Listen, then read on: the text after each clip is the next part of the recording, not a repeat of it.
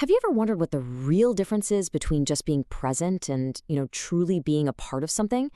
Today, we're going to unpack a really powerful message that gets right to the heart of that. It's all about the journey from spiritual maturity to having a real mature sense of purpose. We're talking growth, accountability, and finding out where you fit in the bigger picture.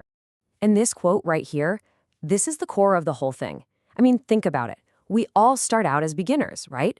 We're in a place of dependency, our mistakes get a pass, but that's not where we're supposed to stay.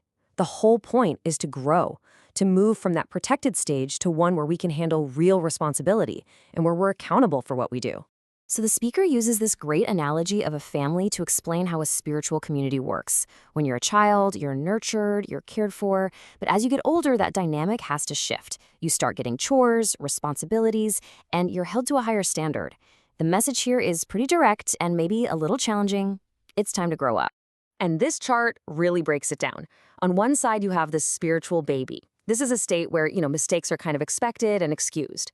But on the other side, the spiritual adult is held responsible for their actions and choices. It's a fundamental move away from just passively receiving to actively contributing. So what happens when someone just doesn't make that transition?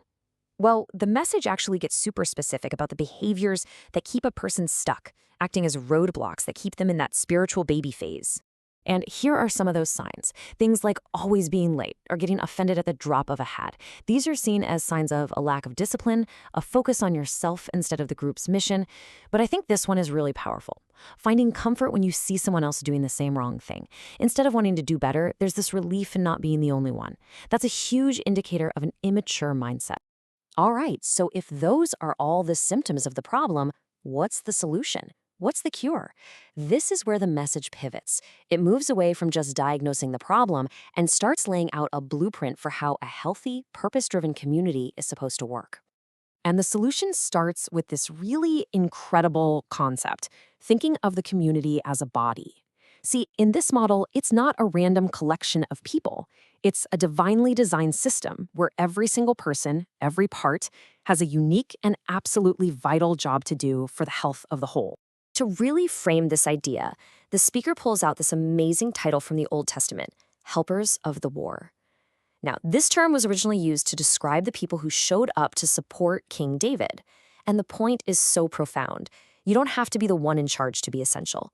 Every single person who helps is a critical part of winning the battle. And this isn't just a nice idea. It's grounded in Scripture. This verse from Ephesians talks about how the body grows and builds itself up when every single part does its specific job. The big takeaway is that when each piece is working the way it was designed to, the whole system just thrives. And to make this super clear, the speaker gives this great analogy. Think about it. You could probably pick something up with your toes if you really had to, right? But it's going to be clumsy, inefficient, and just awkward. Your fingers, though, they're perfectly designed for that job. The message is simple. You are at your best, you're most effective when you are doing the thing you were made to do.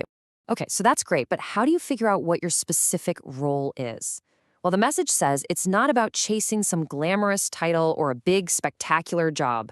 No, the key, and this is the absolute heart of it, is found in something much simpler: faithful obedience to whatever instruction you're given. Now, this is a pretty radical idea, so stick with me. The speaker makes this incredible comparison.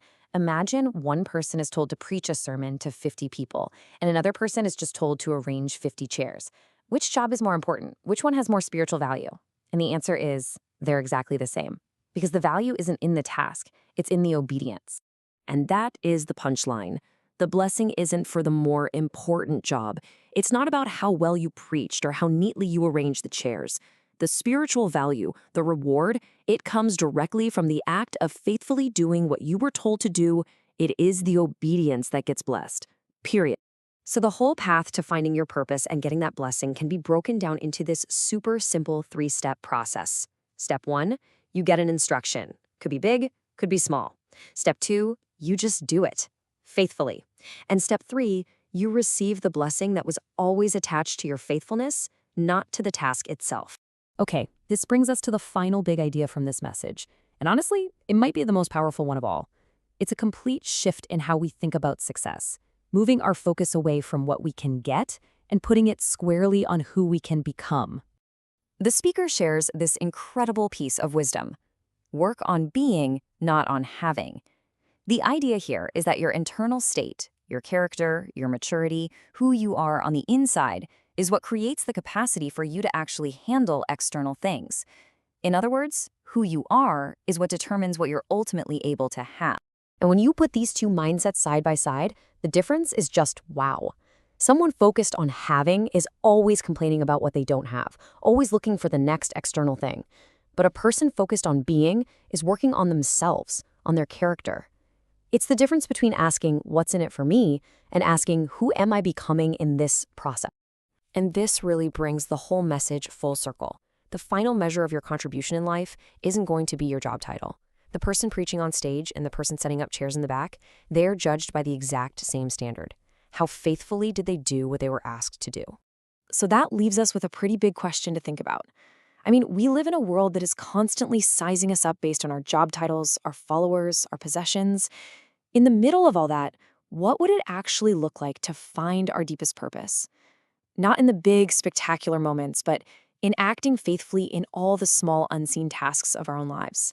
Something to chew on. Thanks for tuning in.